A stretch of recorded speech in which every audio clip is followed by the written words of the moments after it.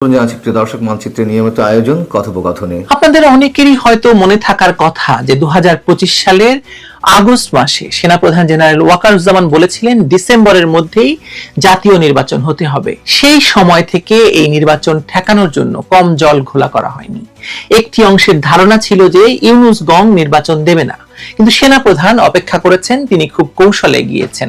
তার চারপাশ ঘিরে ফেলেছিল পাকিস্তানপন্থী সেনা কর্মকর্তারা, যারা পাকিস্তানের সেনাপ্রধান আসিফ মুনিরের নির্দেশানুযায়ী ভারতের সঙ্গে একটি যুদ্ধ প্রস্তুতির আয়োজনও সম্পন্ন করে ফেলেছিল বলতে গেলে। যুক্তরাষ্ট্র এবং ভারতের চাপে ইউনূস গং নির্বাচন বানচালের ষড়যন্ত্র থেকে সরে এসেছে, কিন্তু তাতে জেনারেল ওয়াকারের ভূমিকাও আছে বলে অনেকেই মনে করেন।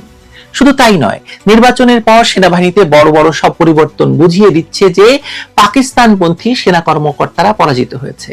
কিন্তু প্রশ্ন হলো, জেনারেল ওয়াকার আসলে কোন পন্থী? কেন জেনারেল ওয়াকার বাংলাদেশে ইউনূস গংয়ের ক্ষমতা দখলকে ঠেকাতে পারেনি বা ঠেকাননি? আজকের ভিডিও কলামে উন্মোচন করব জেনারেল ওয়াকার নাম। 2024 সালের 5ই আগস্টের পর থেকে জেনারেল ওয়াকারের ভূমিকা নিয়ে নানামুখী বিতর্ক এবং প্রশ্ন উঠেছে। এক পক্ষ তাকে গণতন্ত্রের রক্ষক হিসেবে দেখেন, আরেক পক্ষ প্রশ্ন তোলেন যে তিনি কেন কথিত জুলাই বিপ্লবের সময় ইউনূস গংয়ের ক্ষমতা দখলকে ঠেকাতে পারেননি বা ঠেকাননি।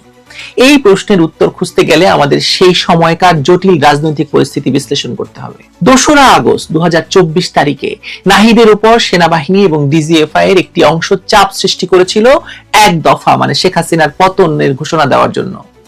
এই চাপের ফলেই নাহিদরা পরদিন এক দফা ঘোষণা করেছিল। এটি স্পষ্ট করে দেয় যে সেনাবাহিনীর একটি অংশ জুলাই আন্দোলনের সাথে সরাসরি জড়িত ছিল, আর এই অংশটি নিঃসন্দেহে সেনাপ্রধানের নিয়ন্ত্রণাধীন ছিল না, বা ছিল কিনা সেই প্রশ্নটি এখনো রয়ে গেছে।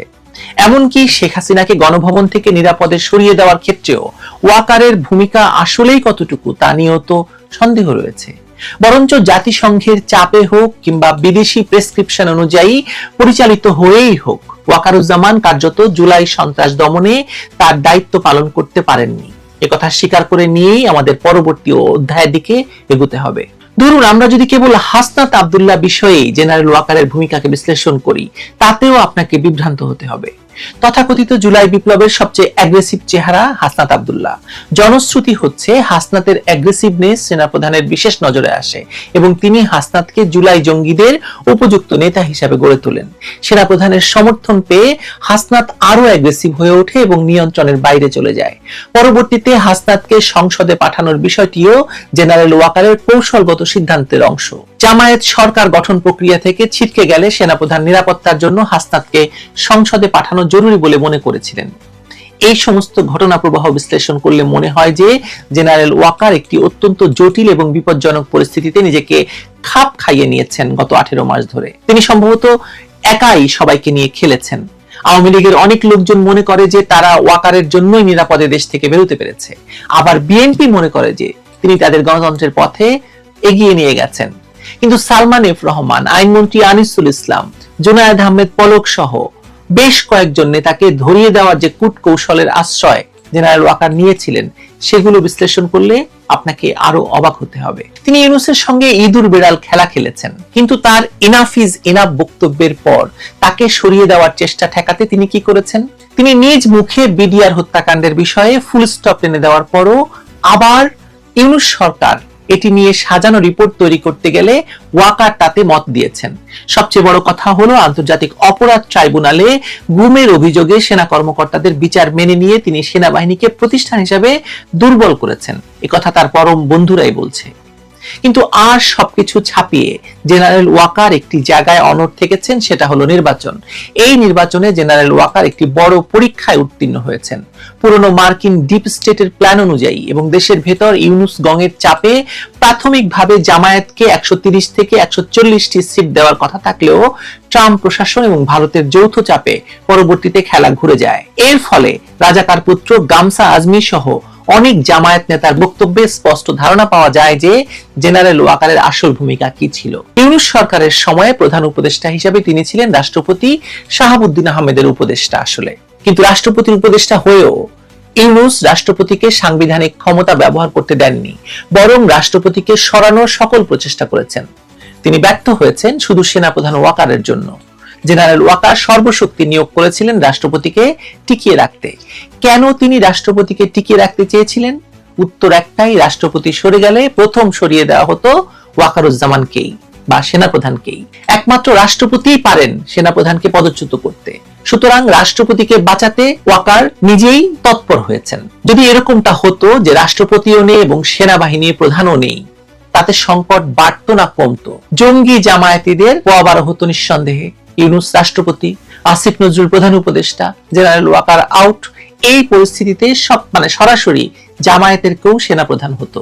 ইউনূস আমরণ ক্ষমতায় থাকতো। ডিপ স্টেট, জঙ্গি, আইএসআই, সেনাবাহিনী সব তার কবজায় চলে যেত। তাকে সরানোর সাধ্য কারো থাকতো না। এই ভয়াবহ পরিস্থিতি থেকে দেশকে রক্ষা করতে জেনারেল ওয়াকার রাষ্ট্রপতিকে টিকিয়ে রাখার সিদ্ধান্ত নিয়েছিলেন। এটি ছিল একটি কৌশলগত এবং দূরদর্শী সিদ্ধান্ত, যা দেশকে এক অনিশ্চিত অন্ধকারের পথ থেকে ফিরিয়ে আনে। রাষ্ট্রপতি মোহাম্মদ শাহাবুদ্দিনের সাম্প্রতিক সাক্ষাৎকারে প্রকাশিত তথ্যগুলো এই বিশ্লেষণকে আরো শক্তিশালী করে। রাষ্ট্রপতি স্পষ্ট করে বলেছেন যে গত 1.5 বছরে সাংবিধানিক শূন্যতা সৃষ্টির নানা ষড়যন্ত্রের মুখে সেনাপ্রধান জেনারেল ওয়াকার এবং বিএনপির শীর্ষ নেতৃত্ব সংবিধানে অটল থেকে তাকে নানাভাবে সহায়তা করেছেন। তিনি আরো জানিয়েছেন যে সশস্ত্র বাহিনী 5ই আগস্টের পরবর্তী পরিস্থিতিতে তার পাশে দাঁড়িয়েছে এবং বিএনপি কোনো অসাংবিধানিক উপায়ে ক্ষমতা হস্তান্তরের বিরোধিতা করেছে। অন্তর্বর্তী সরকারের পুরো 18 মাস সময় জুড়ে রাষ্ট্রপতিকে অপসারণের জন্য অন্তত কয়েকবার চেষ্টা করা হয়, কিন্তু প্রতিবারই জেনারেল ওয়াকারের নেতৃত্বে সশস্ত্র বাহিনী রাষ্ট্রপতির পাশে দাঁড়ায়। রাষ্ট্রপতি মোহাম্মদ শাহাবুদ্দিন সম্প্রতি সাক্ষাৎকারে এই বিষয়টি আরো স্পষ্ট করেছেন, যেটা একটু আগে বললাম। সাংবিধানিক শূন্যতা সৃষ্টির ষড়যন্ত্রের মুখে সেনাপ্রধান জেনারেল ওয়াকারুজ্জামান এবং বিএনপির শীর্ষ নেতৃত্বকে তিনি ধন্যবাদ দিয়েছেন। সাক্ষাৎকারে তিনি জোর দিয়ে বলেছেন যে সশস্ত্র বাহিনী 5ই আগস্টের পরের পরিস্থিতিতে তার পাশে দাঁড়িয়েছে এবং কোনো অসাংবিধানিক উপায়ে ক্ষমতা হস্তান্তরে বাধা দিয়েছে। এই সমর্থন শুধু ব্যক্তিগত নয়, বরং সংবিধান এবং রাষ্ট্র কাঠামোকে টিকিয়ে রাখার জন্য এক অনিবার্য পদক্ষেপ ছিল, স্বীকার করতে হবে আমাদের। জেনারেল ওয়াকার 18 মাস ধৈর্য ধরে অপেক্ষা করেছেন একটি নির্বাচন দেওয়ার জন্য বা একটি নির্বাচিত সরকারের জন্য। পৃথিবীতে সেনাবাহিনী ক্ষমতা দখল করে, নির্বাচন দেয় না, এটাই হচ্ছে নিয়ম।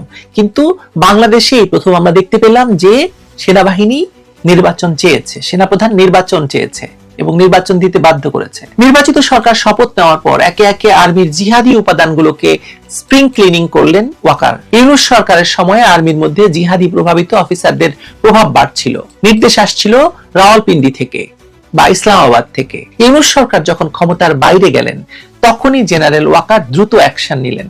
Principal staff officer lieutenant general Kamrul হাসানকে পররাষ্ট্র মন্ত্রণালয়ে অ্যাম্বাসেডর হিসেবে পাঠানো হলো। জেনারেল ওয়াকারের বিশ্বস্ত লেফটেন্যান্ট জেনারেল মাইনুর রহমানকে চিফ অফ জেনারেল স্টাফ করা হলো। Quarter master lieutenant general Faizur রহমানকে ন্যাশনাল ডিফেন্স কলেজে পাঠানো হলো। মেজর জেনারেল মঈন খানের প্রমোশন ব্লক করে তাকে ফোর্স রিটায়ারমেন্টে পাঠানো হলো। আরো 5 জন মেজর জেনারেলকে গুরুত্বহীন পোস্টে সরিয়ে দেওয়া হলো। এই পরিবর্তনগুলো আর্মির হাই কমান্ডে বড় রিশাফল এনেছে।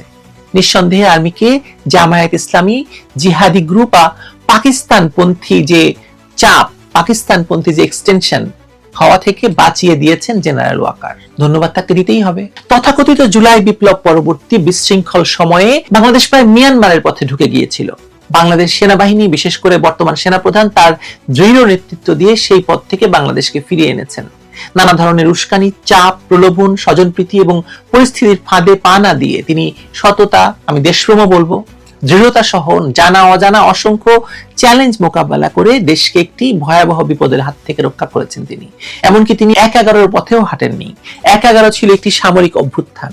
পরবর্তী সরকারে সেনাবাহিনীর সক্রিয় অংশগ্রহণ ছিল বিভিন্ন মাত্রায়, কিন্তু 5ই আগস্ট কোনো সামরিক অভ্যুত্থান ছিল না। এটি একটি সন্ত্রাসী ঘটনা ছিল। এখানে সেনাবাহিনীর ভূমিকা ছিল কেবলমাত্র রক্তক্ষয় থেকে জাতিকে রক্ষা করা। আবার 5ই আগস্ট পরবর্তী সরকারে সেনাবাহিনীর কোনো অংশগ্রহণ নেই। তারা দেশকে স্থিতিশীল রাখতে এবং গণতন্ত্রের উত্তরণের পথে একটি বেসামরিক সরকার গঠনের সহায়তা করেছে মাত্র, এর বেশি কিছু নয়। জেনারেল ওয়াকার সেনাপ্রধান হওয়ার পরে সবাই তাকে সাবেক প্রধানমন্ত্রীর আত্মীয় হিসেবে চিত্রিত করেছে। সেই জায়গা থেকে স্বজনপ্রীতির ঊর্ধ্বে দেশপ্রেমকে স্থান দেওয়া বর্তমান বিবেচনায় হয়তো খুব সহজ কাজ ছিল না, কিন্তু তিনি দেখিয়েছেন দেশপ্রেম, পেশাদারিত্ব এবং প্রতিষ্ঠান সবকিছুর ঊর্ধ্বে। এটা তার যারা প্রশংসা করেন তারা বলছেন। সেদিন যদি তিনি সামান্য একটি ভুল করতেন তাহলে প্রাথমিকভাবে বাংলাদেশ পাকিস্তানের ইমরান খানের পতনের সময়কার মতো পরিণতির দিকে এবং পরবর্তীকালে মিয়ানমারের বর্তমান পরিস্থিতির পথে ধাবিত হতো।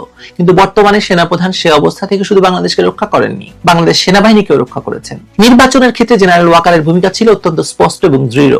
শেখ হাসিনার পতনের পর তিনি যখন সকল রাজনৈতিক দলগুলোকে পাশে রেখে দেশবাসীর উদ্দেশ্যে বলেছিলেন আপনারা আমার উপর আস্থা রাখুন, তখন সকলেই তার উপর আস্থা রেখেছিল। কিন্তু কিছু গোষ্ঠী থেকে নির্বাচনকে পিছিয়ে দিতে নানা ধরনের অস্থিতিশীলতা তৈরি করে চলছিল। বিশেষ করে ইউনূসের আশেপাশে যে কয়েকজন উপদেষ্টা ছিলেন তারা কেউ নির্বাচন চাননি, খোদ ইউনূসও চাননি। ঠিক সেই সময় সেনাপ্রধান 18 মাসের মধ্যে নির্বাচন হওয়ার কঠোর বার্তা দিয়েছিলেন। এই বার্তার পর তাকে লক্ষ্য করে নানা কটূক্তি, তির্যক বাক্যবাণ ছোড়া হয়েছিল। ভেতরে বাইরে নানা ষড়যন্ত্র চলার খবর আমরা জানতাম, কিন্তু জেনারেল ওয়াকার সবকিছু সামলালেন অত্যন্ত ঠান্ডা মাথায় এবং বিচক্ষণতার সাথে। চারপাশের সবকিছুকে উপেক্ষা করে তিনি তার লক্ষ্য 18 মাসের নির্বাচনের অবস্থানে অবিচল রইলেন। অবশেষে সকল ষড়যন্ত্র ব্যর্থ করে 17 মাসের মাথায় বাংলাদেশের ইতিহাসের একটি নির্বাচন অনুষ্ঠানের মধ্যে দিয়ে তিনি তার কথা রক্ষা করেছেন বলে আমরা বলতে পারি। নির্বাচন নিয়ে অনেক প্রশ্ন আছে, নির্বাচনের ফলাফল নিয়ে অনেক প্রশ্ন আছে, কিন্তু নির্বাচনকে বড় ধরনের অনিশ্চয়তা এবং বিতর্কের হাত থেকে রক্ষা করতে ওয়াকারের ভূমিকা তো আমাদের মানতে হবে। তাদের এই অবস্থানের কারণে বা সেনাবাহিনীর এই অবস্থানের কারণে নির্বাচনটা সম্পন্ন করা গেছে। এর মাধ্যমে দেশটা বেঁচে গেছে, জঙ্গিবাদের দখল মুক্ত হয়েছে এবং একটি গণতান্ত্রিক যাত্রায় বাংলাদেশ হাঁটা শুরু করেছে, যদিও পাটা ভেঙে দেওয়া হয়েছে। জেনারেল ওয়াকার মনে রেখেছেন কিভাবে ভারত তাকে একটা কুয়ের সম্ভাবনা সম্পর্কে আগাম সতর্ক করেছিল এবং দেশকে অরাজকতা থেকে বাঁচিয়েছেন তিনি। আন্তর্জাতিক চাপ, বিশেষ করে যুক্তরাষ্ট্র এবং ভারতের ভূমিকা এই পুরো পরিস্থিতিতে গুরুত্বপূর্ণ ছিল অবশ্যই, কিন্তু চূড়ান্ত সিদ্ধান্ত নেওয়ার ক্ষেত্রে জেনারেল ওয়াকারের নিজস্ব বিশ্লেষণ প্রধান ভূমিকা পালন করেছে। তিনি বারবার বলেছেন সাংবিধানিক দায়িত্বের বাইরে আমার ভিন্ন কোনো ইচ্ছে নেই, তিনি সেটা প্রমাণও করেছেন। তার এই বক্তব্য যে সৎ ছিল সেটা সেনাবাহিনীর সদস্যরা অনুধাবন করতে পেরেছিলেন এবং সর্বোচ্চটা দিয়ে তারা তার পাশে দাঁড়িয়েছেন। এটা আমাকে সেনাবাহিনীর ভেতরকার সূত্র জানিয়েছে। একটি রাজনৈতিক গহীন অন্ধকার খাদের কিনারা থেকে বাংলাদেশকে রক্ষা করেছে জেনারেল ওয়াকারের নেতৃত্বে সেনাবাহিনী। শুধু খাদের কিনারা থেকে ফিরে আসেনি, গণতন্ত্র প্রতিষ্ঠার ক্ষেত্রেও এটি একটি শুরু আমরা বলতে পারি। এবং এই প্রথম বাংলাদেশের গণতন্ত্র শুরুর কাজে সেনাবাহিনী সহায়তা করেছে। কেবল গণতান্ত্রিক উত্তরণে বাংলাদেশকে সহায়তা নয়, দেশের স্বার্থ সার্বভৌমত্ব রক্ষায় একসময় জেনারেল ওয়াকারের ভূমিকা হয়তো আমাদেরকে স্মরণ করতে হবে। বিশেষ করে অন্তর্বর্তী সরকারের বিদেশি স্বার্থে নেওয়া, পাকিস্তানের স্বার্থে নেওয়া আসলে দেশ বিরোধী কিছু উদ্যোগ সেনাবাহিনী এবং জেনারেল ওয়াকারের শক্ত অবস্থানের কারণে ভেঙে গেছে, আমাদের এটা মনে রাখতে হবে। মানবিক করিডোরের নামে বাংলাদেশের মাটিতে বিদেশি এজেন্ডা বাস্তবায়নের ষড়যন্ত্র, দেশের সবচেয়ে লাভজনক চট্টগ্রাম বন্দরের নিউ মুরিং টার্মিনালের অপারেশন বিদেশি কোম্পানির ডিপি ওয়ার্ল্ডের কাছে লিজ দেওয়ার ব্যাপারে অত্যন্ত শক্ত অবস্থান নিয়েছিলেন ওয়াকার এবং তার সেনাবাহিনী। ইউনূস সরকার বিদেশিদের স্বার্থে এই দুটো সুযোগ দেওয়ার জন্য মরিয়া হয়ে গিয়েছিল, কিন্তু বাংলাদেশ সেনাবাহিনী এবং জেনারেল ওয়াকারের অন্তর্বর্তী সরকারের এই ষড়যন্ত্র রুখে দিতে জোরালো ভূমিকা পালন করেন। জেনারেল ওয়াকার জুলাই বিপ্লবের চূড়ান্ত মুহূর্তে চাইলে খুব সহজেই সামরিক শাসন জারি করে রাষ্ট্রের সর্বোচ্চ ক্ষমতাধর হতে পারতেন, সেই সুযোগ তার ছিল। সেই সময় মানুষকে যেভাবে বিক্ষুব্ধ করে তোলা হয়েছিল এবং রাষ্ট্র যেভাবে ছিন্ন ভিন্ন হয়ে যাচ্ছিল, তাতে তিনি এমন সিদ্ধান্ত নিলেও জনগণ হয়তো আনন্দে তা গ্রহণ করত, কিন্তু পেশাদারিত্বে অটল থেকেছেন তিনি। এটাকে কি দিয়ে ব্যাখ্যা করা যাবে আমি জানি না। হতে পারে যে ১/১১ আমল তাকে শিক্ষা দিয়ে থাকবে, কিংবা শেখ হাসিনার পুরো আমলটি জুড়ে সেনাবাহিনীকে রাজনীতি থেকে দূরে রাখার যে কৌশলের ভেতর দিয়ে ওয়াকার তার সেনা জীবন পার করেছেন সেটাও কাজে আসতে পারে। রাজনীতি থেকে দূরে থাকা ওয়াকারের কৌশল ছিল টাইমিং, 18 মাসের ধৈর্য নিয়ে একটি রাজনৈতিক ম্যান্ডেটের অপেক্ষা। সেই সময়টাতে তিনি প্রকাশ্যে ক্ষমতার লোভ দেখাননি বা প্রতিষ্ঠানগতভাবে সংহতি ধরে রাখার চেষ্টা করেছেন। নির্বাচনের পর তার নেওয়া দফায় দফায় শুদ্ধি অভিযান স্পষ্ট হলো যে আর্মি কমান্ড স্ট্রাকচারে একটি সুসংহত রিশাফল এটি খুব জরুরি ছিল। তার বিরুদ্ধে আমি কথা বলতে গেলে অনেক কথা বলতে পারবো, কিন্তু আজকে সে বিষয় নিয়ে কথা বলতে চাইনি। সব মিলিয়ে একটি বার্তা আমরা সেনাবাহিনীর পক্ষ থেকে পেয়েছি, ওয়াকারের পক্ষ থেকে পেয়েছি, সেটা হচ্ছে সেনাবাহিনী সংবিধানপন্থী পেশাদারিত্বে ফিরে যাবে, কোনো জঙ্গি আদর্শের রাজনীতির বাহিনীর উপর ছায়া ফেলতে দেবে না। কিন্তু এরপরও কি জেনারেল ওয়াকার টিকে থাকতে পারবেন? আমার বিশ্বাস হয়তো পারবেন, তবে তাকে মেয়াদ পূরণ করতে দেওয়া হবে কিনা তা নির্ভর করছে আগামী কিছুদিনের রাজনীতির উপর। প্রশ্ন হলো দেশের ইতিহাসে জেনারেল ওয়াকার কিভাবে শহীদ হবেন, কিভাবে মানুষ তাকে মনে রাখবে, এটি বিচারের ভার আপনাদের উপর ছাড়। সম্মানিত দর্শক, আমেরিকা এবং ইরানের যে যুদ্ধ, অনেক সময় যুদ্ধ হলে ঢাকা তোলপাড় হয়ে যেত। হেফাজত মিছিল করত, চরমোনাইয়ের যারা লোকজন আছে মুগুর নিয়ে মিছিল করত, জামাত মিছিল করত, বায়তুল মোকাররমের উত্তর গেট মানে বিভিন্ন ইসলামী সংগঠনের তাদের যে স্লোগান, মিছিল, মিটিংয়ে ভরপুর থাকতো। কিন্তু এবার কি হলো? এবার সব কিছু নীরব এবং নিস্তব্ধ। এবার কেবলমাত্র জামাতের একটি খণ্ডিত মিছিল হয়েছে, খুব অল্প কয়েকজন লোক, এবং সেই মিছিল থেকে অদ্ভুত সব, যাকে বলা হয়, স্লোগান দেওয়া হয়েছে। তো যে স্লোগান দেওয়া হয়েছে সেটা নিয়ে মূলত আজকের এই আলোচনা করব, এবং এই স্লোগানের যে মনস্তাত্ত্বিক দিকগুলো রয়েছে, ইতিবাচক নেতিবাচক, সামনের পিছনের যা কিছু আছে সেগুলো নিয়ে আলোচনা করব। আশা করি আপনাদের ভালো লাগবে। প্রথমত হলো যে নর্মালি ইসলামী কোনো রাষ্ট্রে যখন কোনো আক্রমণ হয়, বিশেষ করে আমেরিকা বা ইসরায়েল, তখন বাংলাদেশ ক্ষোভে ফুঁসতে থাকে, প্রচণ্ডভাবে ক্ষোভে ফুঁসতে থাকে। কিন্তু এইবার হয়নি। এবার হয়নি, কেন হয়নি? এবারে যারা ইসলামিস্ট রাজনৈতিক দলগুলো রয়েছে তারা কি ইসরায়েলকে ভয় পাচ্ছে? তারা কি আমেরিকার দালাল হয়ে গেছে? নাকি তারা নরেন্দ্র মোদীর অনুচর হয়ে গেছে? আপনারা জানেন যে ইসরায়েলের সাথে নরেন্দ্র মোদীর একটা নিদারুণ, যাতে বলা হয়, সম্পর্ক আছে, এবং এখানে ভারত ডুয়েল খেলছে। মানে তারা ইরানের দুর্বলতার সুযোগ নিয়ে কম দামে ইরানের যত রকম পেট্রোলিয়াম প্রোডাক্ট এবং বাই প্রোডাক্ট, সিএনজি তো নয়, এলএনজি, পেট্রোলিয়ামের মধ্যে আবার ডিজেল, অকটেন, রিফাইন্ড, নন রিফাইন্ড, তারপর শেষে পিভিসি রেজিন থেকে শুরু করে অন্যান্য যে সকল পেট্রোলিয়াম বাই প্রোডাক্ট রয়েছে সব তারা পানির দামে কিনছে। আবার ইরানের যে জাত শত্রু সেই ইসরায়েল, তাদের সঙ্গে তাদের একটা সম্পর্ক, এবং সেই সম্পর্কটা কোন পর্যায়ে, যে অ্যাপস্টেইন কেলেঙ্কারি কাহিনী আপনারা শুনেছেন, সেই অ্যাপস্টেইন কেলেঙ্কারিতে মিস্টার নরেন্দ্র মোদী, তার একটি কাহিনী প্রকাশিত হয়েছে। সেটা হলো তিনি যখন সেই তেল আবিবে গিয়েছিলেন ইতিপূর্বে, সেই তেল আবিবে গিয়ে নেতানিয়াহুকে খুশি করার জন্য তিনি সেখানে নেচেছেন। বোঝার চেষ্টা করেন যে নরেন্দ্র মোদী তিনি সেখানে কি মাইকেল জ্যাকসনের মতো ব্রেক ডান্স দিয়েছেন, নাকি ধ্রুপদী, ভারতীয় যে ধ্রুপদী সঙ্গীতে যে উদয় শঙ্কর কিংবা পণ্ডিত বিরজু মহারাজ তারা যে নৃত্য করেন সেইভাবে তিনি কি নেচেছেন কিনা, নাকি ওই অনেকটা সুফি কায়দায় যেভাবে ঘুরে ঘুরে নাচে সেভাবে নাচেন কিনা, এরকমই অসংখ্য ভিডিও কিন্তু সামাজিক মাধ্যমে ছড়িয়ে পড়েছে। আবার এইবার যখন ইসরায়েল আক্রমণ করলো আমেরিকাকে সঙ্গে নিয়ে ইরানে, তার কয়েকদিন আগে নরেন্দ্র মোদী সেখানে গেলেন এবং তার বন্ধু নেতানিয়াহুর সঙ্গে আরে কি খোশ আলাপ, এবং তিনি ভারতে ফিরে আসার পরপরই দেখা গেল যে ইসরায়েল ইরান আক্রমণ করেছে। এবং এখানে আরেকটি খবর হলো যে ইসরায়েল তার যে সামরিক সরঞ্জামাদি, ড্রোন থেকে শুরু করে অন্য যে সকল কৌশলগত অস্ত্র, চিপস, তা প্রায় সবই এখন ভারতে উৎপন্ন করছে। এবং তাদের যে প্রধানতম বন্দর হাইফা বন্দর, এই বন্দরটি এখন ভারতের আদানি গ্রুপ তারা পরিচালনা করে, নরেন্দ্র মোদীর রাইট হ্যান্ড। তো কাজেই ভারত থেকে সামরিক সরঞ্জামাদি তৈরি করে নিজেদের জাহাজে করে নিরাপদে তারা হাইফা বন্দরে পৌঁছে দিবে, এবং সেই ভারতীয় অস্ত্র দিয়ে আবার ইসরায়েল সরাসরি আক্রমণ করবে। এই গেল এক। আবার অন্যদিকে ইরানের ভিতরে রাস্তাঘাট, বন্দর নির্মাণ থেকে শুরু করে বিশাল বিনিয়োগ রয়েছে ভারতের। এখানে আসলে ভারতের যে চাণক্য নীতি, এটা আমরা বুঝতে পারি না। বাংলাদেশেও ঠিক একই অবস্থা। এখন বলা হয়ে থাকে যে বাংলাদেশে সবকিছুই ভারত এবং আমেরিকার নিয়ন্ত্রণে চলছে, সরকারি দল, বিরোধী দল, এমনকি সামনে যে রাষ্ট্রপতি হবেন তাও ভারতের গ্রিন সিগন্যাল লাগবে। তারপর এখন যে রাষ্ট্রপতি আছেন তাকে সরাতেও ভারতের গ্রিন সিগন্যাল লাগবে। আর এখন যে ভারতের যে গ্রিন সিগন্যাল, সেই গ্রিন সিগন্যালের উপর ভিত্তি করেই বর্তমান রাষ্ট্রপতি শাহাবুদ্দিন চুপ্পু এখানে আছেন।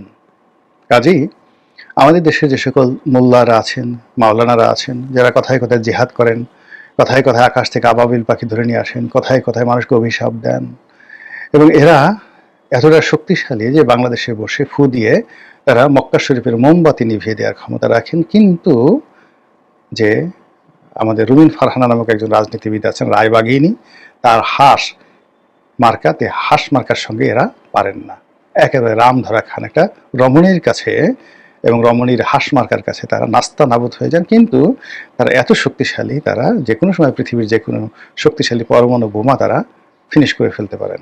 আওয়ামী লীগ জমানাতে তারা দেখেছি এই ভারতের রাষ্ট্রদূতকে তারা তাড়িয়ে দেবে, ভারতের যে কার্যালয় রয়েছে, রাষ্ট্রদূতের কার্যালয় রয়েছে, এম্বাসি রয়েছে, সেটাকে উড়িয়ে দেবে। তারপর আমেরিকান রাষ্ট্রদূতদের যে কার্যালয়, বাসভবন ঘেরাও করবে, যেটিকে ঢাকা লালকেল্লা বলা হয়, সেটা ঘেরাও করবে। এরপরে কি বড় বড় মিছিল, এবং তাদের সেই মিছিলগুলোর বৈশিষ্ট্য আছে। বাইতুল মোকাররমের উত্তর গেট থেকে শুরু করে পল্টন মোড় হয়ে প্রেস ক্লাব হয়ে তারপর শেষে তারা করে কি এই মৎস্য ভবন যায়, মৎস্য ভবন থেকে আবার জিকির করতে করতে করতে করতে বাইতুল মোকাররমের উত্তর গেট হয়ে যায়। এবং এদের ভাবসাব দেখলে মনে হয় যে তারাদের ক্ষমতার কোনো শেষ নেই। কিন্তু এই সময়টিতে এসে অনলাইনে ছাড়েন তারা সবাই চুপচাপ হয়ে গেছে। এটা কি ইসরায়েলের ভয়ে, ভারতের কারণে, নাকি ইরান যে একটা শিয়া রাষ্ট্র, আমাদের দেশের বেশিরভাগ যারা সুন্নতি মুসলিম তারা মনে করে শিয়ারা মুসলমান নয়, তারা কাফের চেয়েও খারাপ, কাজে ওরা মরতেছে ভালো, মরুক, ওরা ইহুদের চেয়েও খারাপ, এই কারণে হতে পারে। কিন্তু এইবার সেই ইরান আক্রমণ নিয়ে ঢাকা শহরে এরকম আমরা কোনো হম্বিতম্বি দেখিনি ইসলামিস্টদের।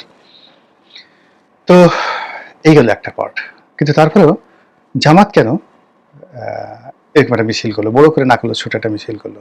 এর কারণে জামাতের এটা করতে হবে হলো জামাত আসলে সরকারকে নাস্তানাবুদ করতে চায়, তারেক রহমান সাহেবকে গালি দিতে চায়, ভীষণ রকম গালি দিতে চায়, কিন্তু গালি দেওয়ার জন্য তারা কোনো সুযোগ পাচ্ছে না।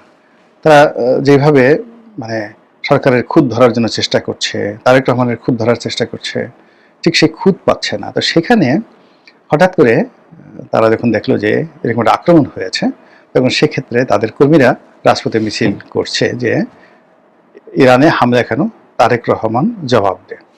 এখন বলেন তো এর যে হাস্যকর কোনো বক্তব্য আছে, যেখানে আমাদের সরকার প্রধান জনাব তারেক রহমান তার দলের একজন সন্ত্রাসীকে তিনি এখনো পর্যন্ত নিয়ন্ত্রণ করার মতো কার্যক্ষমতা অর্জন করতে পারেননি।